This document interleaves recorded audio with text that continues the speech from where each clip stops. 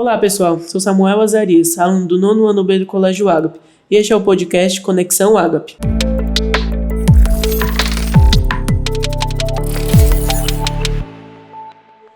Nossos convidados são os professores João Manuel, de Arte, e Adriano, de Física.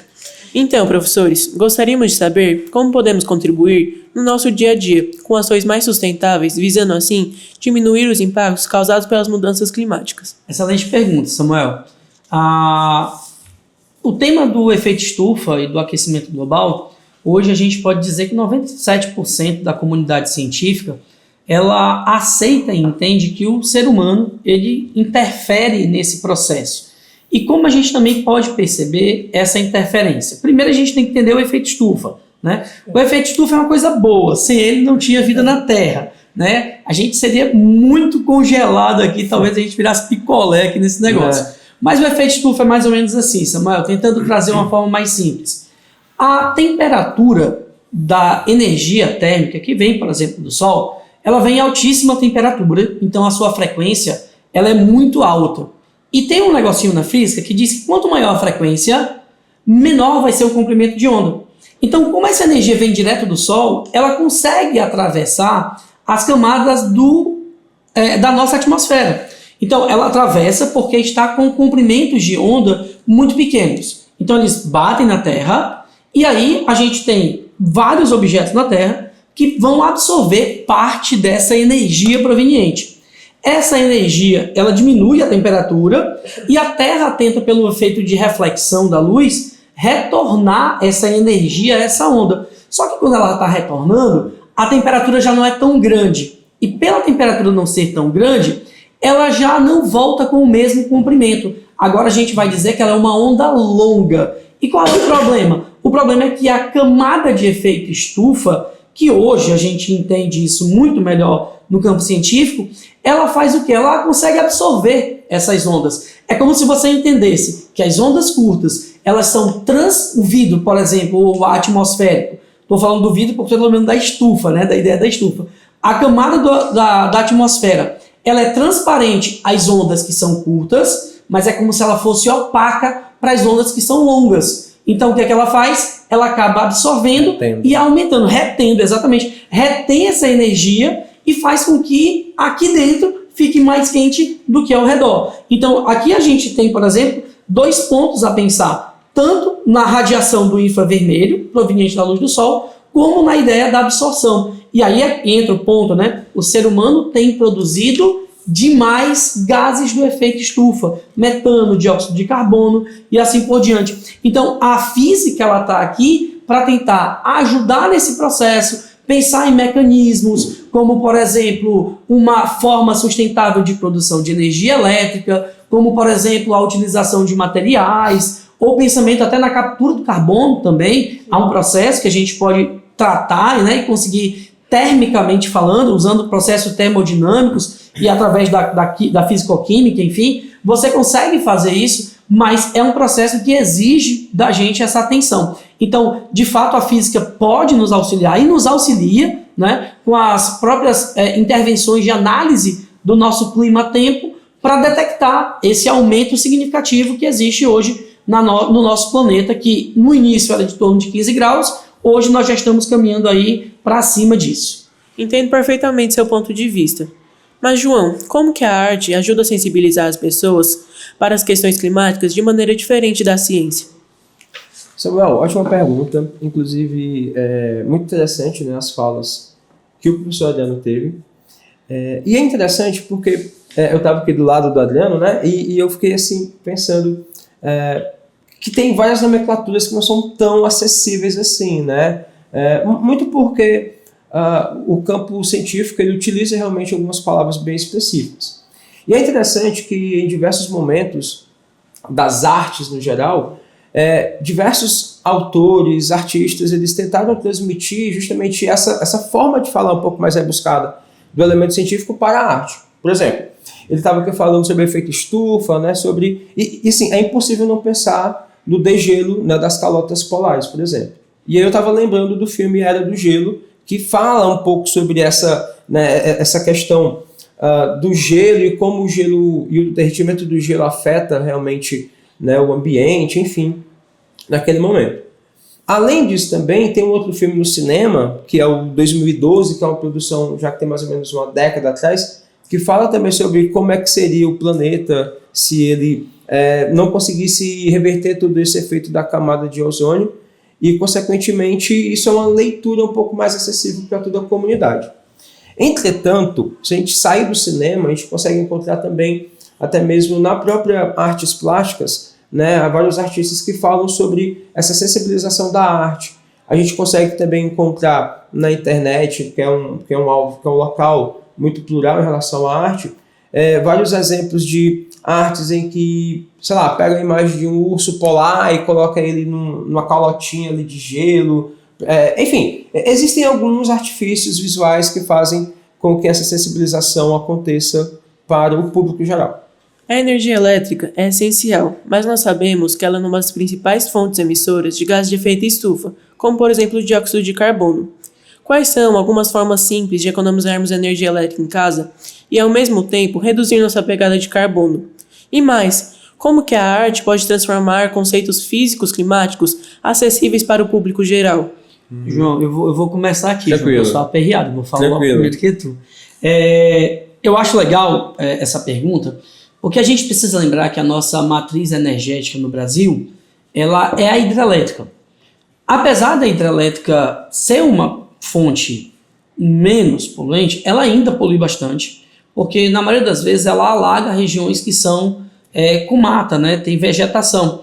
Então, quando elas começam a se decompor dentro da água, elas vão emitindo muito metano nesse processo. Então, assim, apesar de não ser tão prejudicial quanto outras, né? Mas a matriz energética mundial ela é de termoelétrica, que produz durante o seu processo muitos gases de efeito estufa. Então, assim, pensar em ações nossas práticas, e a pergunta é interessante, eu poderia pensar assim, quem de nós não tem aquele hábito de carreguei o celular, deixo o celular, o carregador na tomada, mas vou embora, né? Então, tem esse lance. Isso é um ponto fácil que a gente tem que pensar. Televisão, a gente está na comodidade, controle remoto, só lá e desliguei, está resolvido, né? Liguei, mas aquela luzinha que fica acesa ali, ela está gastando energia e é uma energia que está sendo inútil para a gente. É só para manter uma comodidade, né? Ou talvez, como já me peguei várias vezes pensando, né? Às vezes eu estou em sala, na sala de aula, não na sala de aula, mas na sala de casa, né? Do apartamento. E aí eu penso assim, rapaz, será que tem alguma coisa assim gostosa para comer na geladeira? Eu sei que não tem, porque eu não comprei nem minha mulher, mas o que é que eu faço? Eu vou lá e abro a porta da geladeira. E cada vez que eu estou abrindo a porta da geladeira, e quanto mais eu faço isso, mais a gente vai estar gastando energia. Um exemplo bem simples que você pode pensar é do próprio uso do aparelho de ar-condicionado. A gente tem uma mania de achar que a gente tem que congelar. Uma temperatura que nos dá uma boa redução do consumo de energia é ali em torno de 23, 24 graus Celsius. É uma temperatura boa para o nosso corpo e que não tem um gasto de energia tão grande, né? E é interessante também, porque em relação à arte, a gente consegue encontrar diversas maneiras de tentar tornar esses elementos físicos mais acessíveis. Por exemplo, as altas temperaturas na região centro-oeste, incêndios na Amazônia. Só que como é que você consegue visualizar isso de maneira mais objetiva, né? A gente pode, por exemplo, relembrar daqueles jornais televisivos que falam sobre as questões climáticas, e mostra um mapinha atrás, né, tentando colocar uma coloração um pouco mais avermelhada, alaranjada para zonas mais quentes, né? Aquilo é uma maneira de tentar mostrar de maneira artística o problema também do aquecimento. Sendo que essa preocupação, esse trabalho de envolver cores, por exemplo, e a arte não é algo tão novo assim, tá? Por exemplo, o Monet, lá no século XIX, ele já trabalhava esse aspecto de como a luz, como a coloração interfere no entendimento da arte. Por exemplo, ele pegava e ia, lá para a França, ali no Rio Sena, e ele coloria, pintava realmente a mesma cena várias vezes, com colorações diferentes, né, por conta do horário do dia, para ver como é que essa luz interferia na pintura, na tinta, enfim. Uma outra coisa também que eu queria comentar, falando sobre como tornar esses elementos físicos mais acessíveis, é também perceber que existem diversos artistas que tentam fazer intervenções para trazer o público mais perto de si. para mostrar que essa mudança climática está acontecendo agora e não mais daqui a alguns anos, não é a próxima geração, é agora, é essa.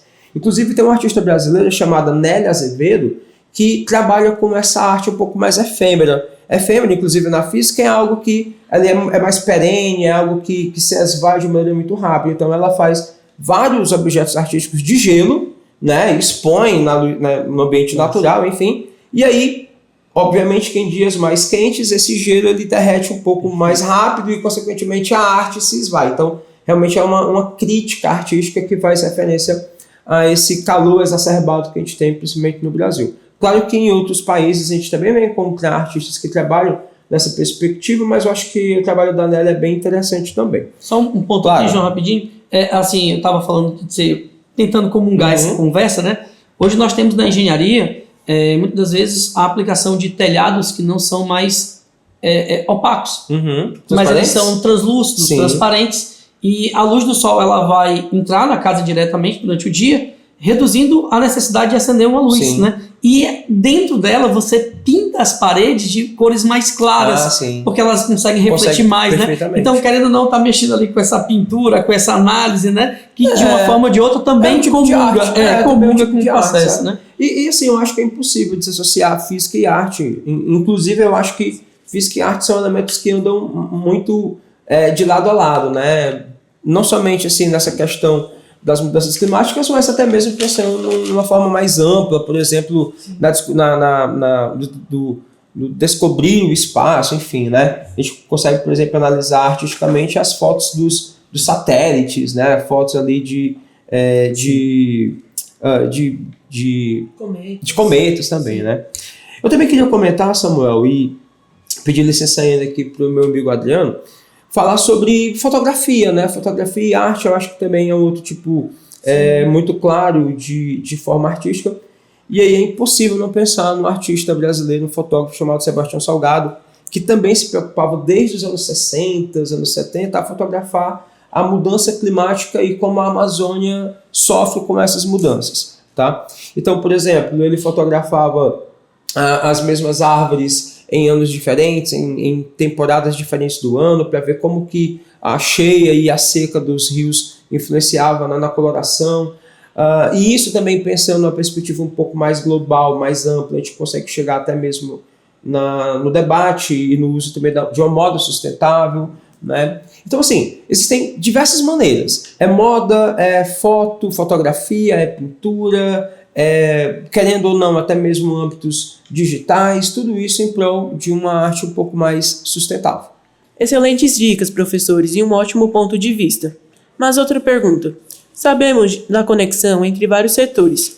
De que forma a física dos materiais influencia a escolha de materiais recicláveis e biodegradáveis na arte sustentável?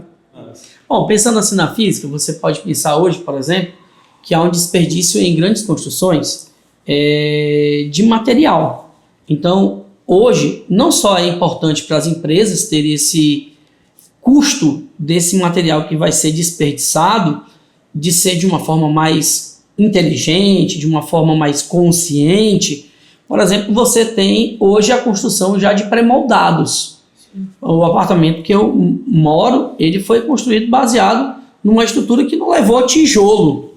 Então o cara não gastou cimento, assim, jogando fora, não vou precisar mais. Então uma coisa, o cara já bota o bloco ali, como a gente tem a estrutura dos containers hoje, né? Não tem então, os excessos, né? Não tem excesso, exatamente. Então, assim, você pode pensar nesses materiais pensando na sua resistência e durabilidade. Você já pensou a parede da sua casa ser feita de isopor?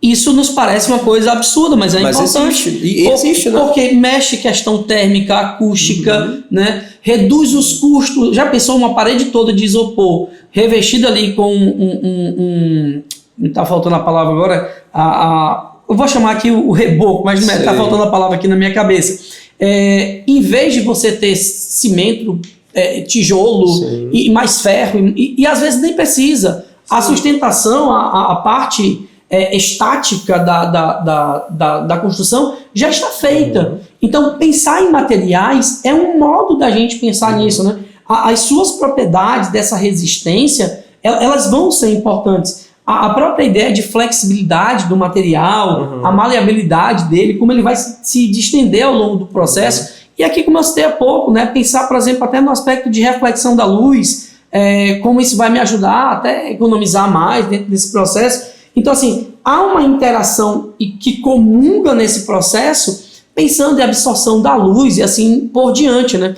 A nossa estrutura toda de vida ela é baseada nisso. Só um ponto que a gente poderia até trazer mais, né? As faixas das escolas, em geral, são brancas. Não é à toa, né? Exatamente porque a absorção da cor branca ela é muito menor do que se for uma roupa escura. Então, como todo aluno ele vai ou entrar ou sair mais ou menos no horário do meio-dia, não tem como a gente não pensar nisso, né? Até na estrutura de você pensar alguns projetos que foram feitos em algumas cidades, né? Americanas foram feitos isso. Cidades que, por exemplo, pintaram o telhado de branco. Só essa ação aí reduziu a temperatura média da cidade em torno de 1,5 graus Celsius. Adriano, não é quase nada. É muita coisa. Inclusive, Adriano, falando sobre os Estados Unidos, lá existem várias construções em que existe o trabalho realmente desse enxerto, né, da composição da estrutura das casas com um tipo de espuma especial, né, mais fresca, sabe? E aí, consequentemente, como o Adriano falou, a utilização também de outros materiais, como madeira também, né? A gente encontra fora do Brasil muitas habitações, ali na Europa também, ok, são locais mais amenos, né?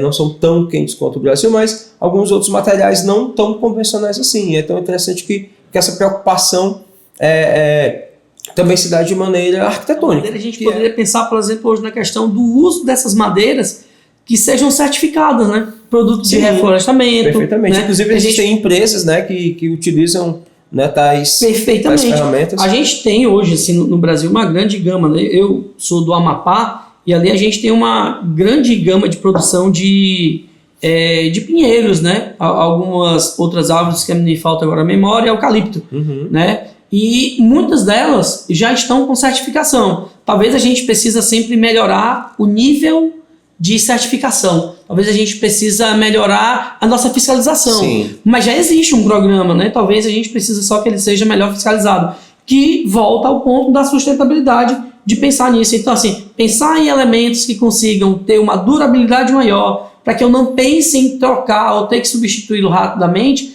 também é um ponto importante nesse processo da sustentabilidade, né? Rapidamente, algumas cidades aqui do Nordeste, a gente tem visto essa mudança. Tirar o asfalto e colocar bloquinhos, porque né? Termicamente são melhores. O asfalto absorve muito mais energia. Com certeza. Né? Então você tem esses processos que são importantes a gente pensar. Então a engenharia, a arquitetura, elas vão pensar, elas vão estar trabalhando em prol disso, buscando soluções para tentar diminuir essa absorção. E se reduz a absorção, eu vou reduzir os impactos, né, provocados pelo efeito estufa. Perfeitamente. E essa aplicação, né, da arquitetura é muito interessante, porque existem construções, né, cidades planejadas que elas são justamente criadas na perspectiva de como o meio ambiente ele pode ajudar. Né? É como se nós necessitássemos do meio ambiente e a gente precisa se adequar ao meio ambiente. Por exemplo, existem museus aqui no Brasil, como por exemplo o Museu do Amanhã, que ele é totalmente voltado para essa perspectiva ambiental. Inclusive, quando você entra no museu, né, a parte inicial, o início ali de todo o percurso, você entra numa espécie de globo, né, e esse globo ele meio que te traz essa imersão artística, né, uma imersão museóloga, de que você está dentro de um oceano, e aí existe uma explicação de como é que é a vida humana dentro desse oceano, enfim.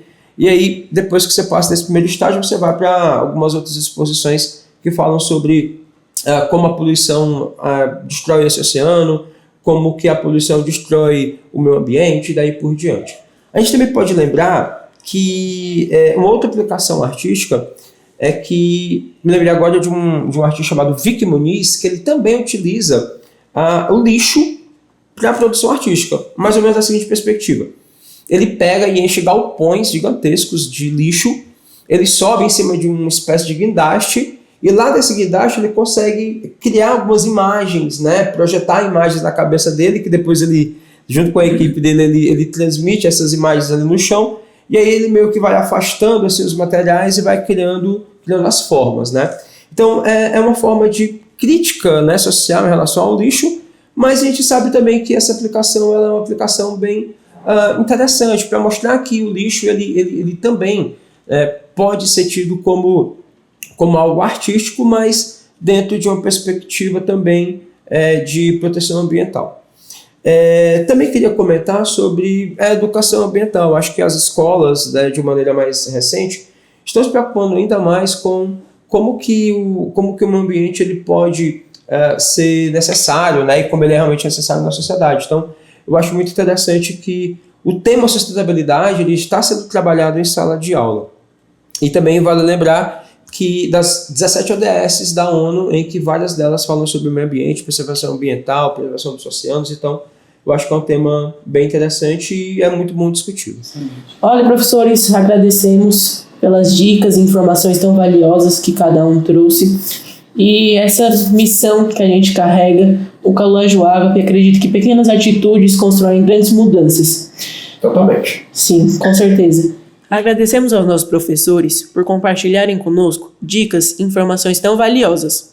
No Colégio Agape, entendemos que nossas pequenas atitudes um dia se transformam em grandes mudanças. Estamos fazendo a nossa parte para um futuro mais sustentável. Mas e você? Quer nos ajudar nessa missão pelo planeta? Esperamos por você no próximo podcast Conexão Agape.